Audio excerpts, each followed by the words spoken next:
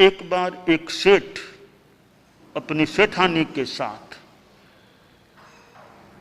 अपने ससुराल जा रहा था। दूसरे गांव में ससुराल था, सेठानी साथ में थी और कुछ पैदल चल कर के ही जा रहे थे। कोई कार आदि उस समय उपलब्ध भी नहीं थी। तो सेठ से वो सेठानी बोली, प्यास लगी है, कुछ पानी मिल जाए तो सेठ पास में कुआं था, कुएं पर गया, सेठानी भी साथ में ही थी। तो सेठ प्रयास करके कुछ कुएं से पानी निकाल रहा था। थोड़ा सा कुआं यो नीचा था, सेठ खड़ा था।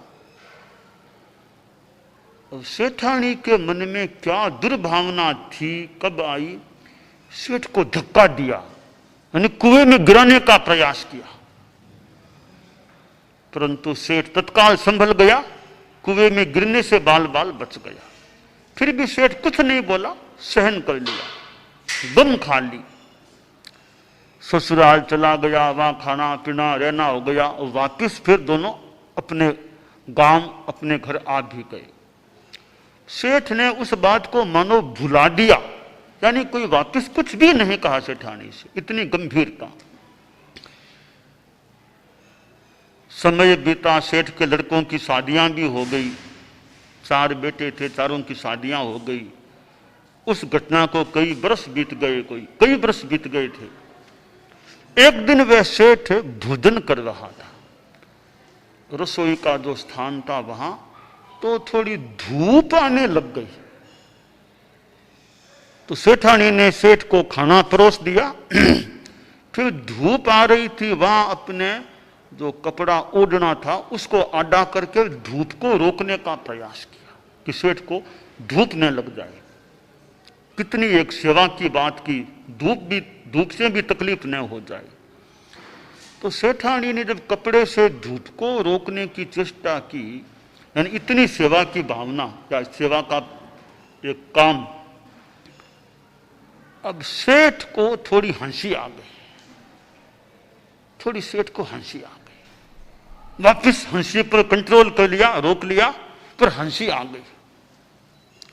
वो हंसी आई तो सेठ की पुत्र वधू थी, बड़ी बहू, वो बाहर खड़ी थी, सेठ की हंसी को देख लिया। तो वो बहू रानी ने सोचा अभी तो कोई बात आपस में इनके बात भी नहीं हो रही, तो ऐसे हंसी आई कैसे? कि बात हो तो मान लो हंसी आ जाए बात में, अभी तो एकदम मौन थे, ये तो खाना खा रहे थे, सासू जी तो खड़ी थी कपड़ा आडे किए हुए, तो कोई बात तो इनकी हुई नहीं, मैं आसपास ही थी, तो हंसी कैसे आई? अब वो एक मन में जिज्ञासा वो कि हंसी कैसे आई। खैर खाना पीने का काम सारा हो गया, सेठ ने भोजन भी कर लिया।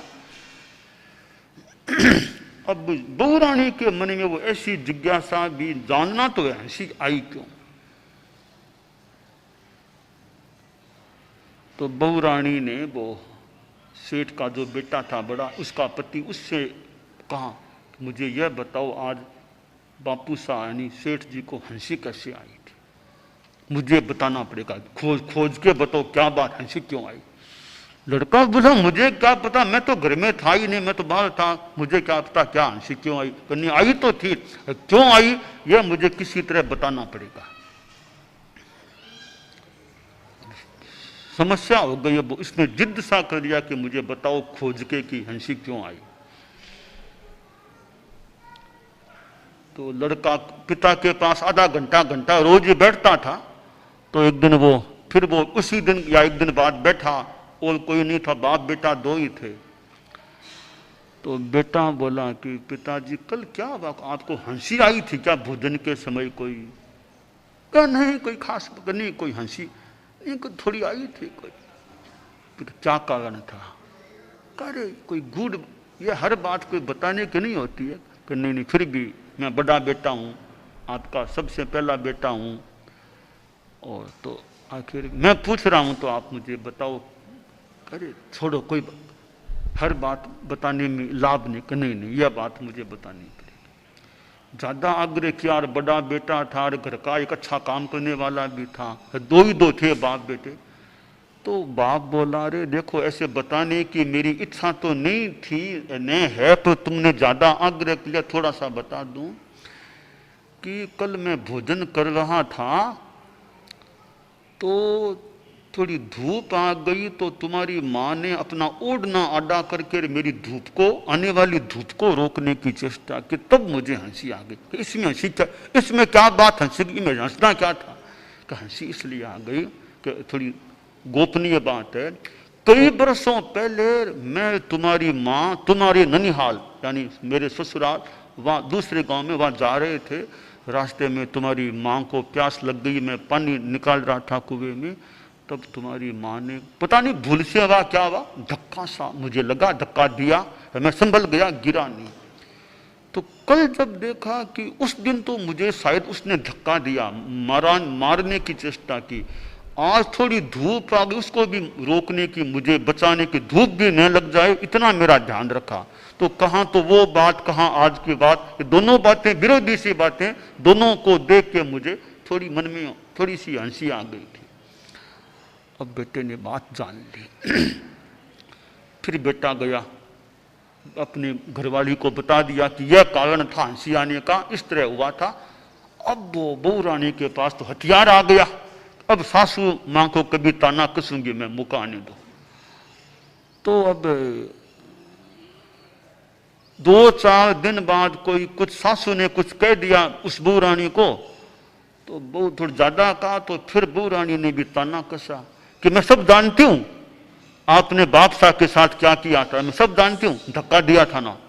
यह मर्म की बात उसके मुंह से सुनी, अरे यह मर्म की बात इसने कैसे जान ली, यह बात इसके पास कैसे आ गई। अब सास ने सोचा अब मेरा जीना है यह हराम कर देगी, बार बार यह ताना कसेगी, मेरी बदनामी करेगी, तो इससे तो मरना ही अच्छा। तो वह सेठानी ऊपर गई, आत्महत्या कर ली, मर गई। कई देर हुई वो आई नहीं, तो वो सेठ था कि खोजूं क्या, वो आई नहीं अब तक। ऊपर से जाके देखा, अरे ये हाल, मर गई। सोचा रे मैंने वो बात निकाल दी, वही कारण बना रही है, मर गई, तो अब मुझे भी क्या जीना। सेठ ने भी आत्महत्या कर ली, दोनों को हो गया। अब बेटा गया, अरे दोनों के माँ बाप के, अरे मेरे कारण से मैंने वो बात बता दी उसको, उसने ताना कसार यह हुआ, तो मुझे भी क्या जीना, वो भी मर गया। फिर बहू ने सोचा, अरे तीनों गए, मुझे क्या जीना, वो भी मर गई। इन चारों की मृत्यु इस रूप में हो गई। तो एक वचन ऐसा वो निकाल दिया, हालांकि सेठ की इच्छा नहीं थी, पर ज्यादा दबाव पड़ा तो बात कह दी। बढ़िया तो यह होता सेठ हंसता भी नहीं, हंसना क्या था, हंसी आ गई। वो कई बार हंसी आ जाती है, न चाहते हुए भी कभी कभी हंसी फूट पड़ती है, तो हंसी थोड़ी आ गई थी। वो हंसी एक ऐसा निमित्त बना कि 4 पंचेंद्रिय प्राणियों का जीवन, मनुष्यों का जीवन समाप्त हो गया। तो हर सच बोलना भी जरूरी भी नहीं है, और हर सच बोलना कहीं कहीं कोई सच है वो नुकसानदेह हो सकता है।